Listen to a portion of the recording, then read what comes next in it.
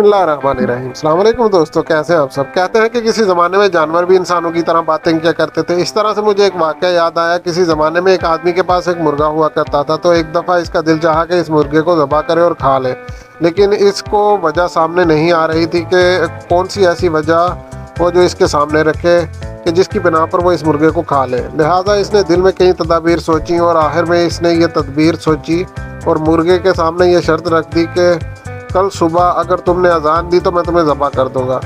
مرغا بیچارہ اپنے مالک کو دیکھتا رہا۔ رات ہو گئی۔ مرغا صبح نیند سے بیدار ہوتے ہی سب سے پہلا کام جو کرتا تھا، اپنی آنکھوں کو کھولتا، اس کے بعد سر کو ہلاتا اور تیسرا اپنے پروں کو کھول کر ہلاتا اور اس کے بعد اذانیں دینا شروع ہو جاتا۔ مالک کے حکم کے بعد جو ہی مرغا صبح اٹھا، اس اپنا سر ہلاتا ہے، پروں کو ہلاتا ہے اور جو ہی وہ اذان دینے لگتا ہے تو مرغے کو اپنے مالک کی بات یاد آ جاتی ہے، لہٰذا اس صبح کو وہ اذان نہیں دیتا۔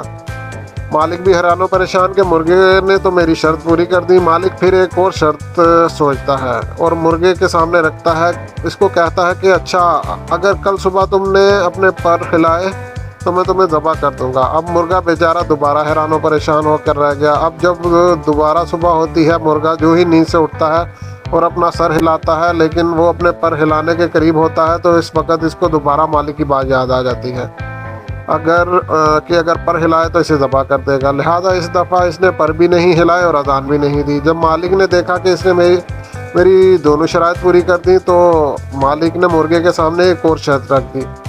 کہا کہ اگر کل صبح تم نے اپنی گردن ہلائی تو میں تمہیں ذبح کر دوں گا۔ اب دوسری رات بھی گزرتی ہے۔ جو ہی صبح ہوتی ہے، تیسرے دن نہ وہ سر ہلاتا ہے، نہ پر ہلاتا ہے اور نہ ہی اذان دیتا ہے۔ تیسرے روز مالک شدید حیران و پریشان، اس نے تو میری اس شرط کو بھی پورا کر دیا۔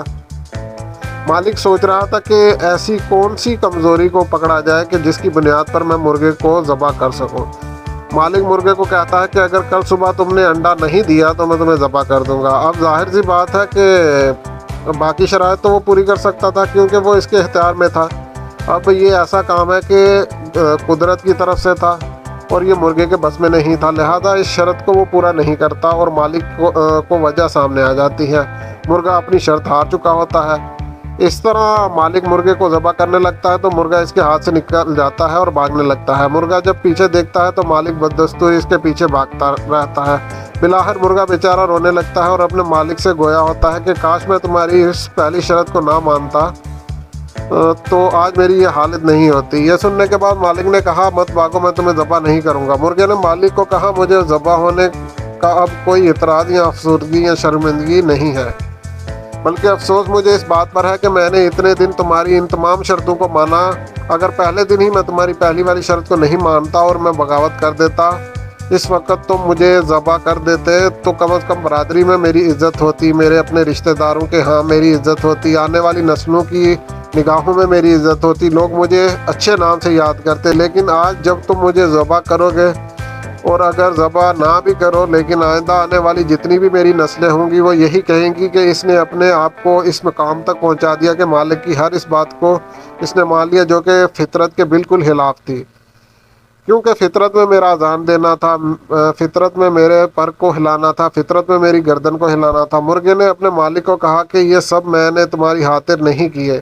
اگر اس وقت میں فطرت کی مانتا تو آج مجھے ایک عظیم مرتبہ ملتا، مجھے ایک رتبہ ملتا، آج میرا ایک نام ہوتا، ایک مقام ہوتا، لیکن میں نے فطرت سے روگردانی کی اور اس روگردانی کی وجہ سے آج میں ذلیل و رسوا ہو رہا ہوں۔ اور میری جو آئندہ ہونے والی زندگی ہے، میں رہوں یا نہ رہوں، لیکن آئندہ آنے والے وقتوں میں ہر کوئی مجھے غلط ناموں سے پکارے گا، ہر شخص مجھے غلط ناموں سے پکارے گا، ہر شخص مجھے بزدل کہے گا اور میری جتنی بھی کہانیاں ہوں گی اس میں میرا کوئی اچھا نام باقی نہیں رہے گا۔ تو دوستو سمجھتے گئے ہوگے۔ یہ تھی آج کی ویڈیو کو لائک کریں۔ اللہ حافظ۔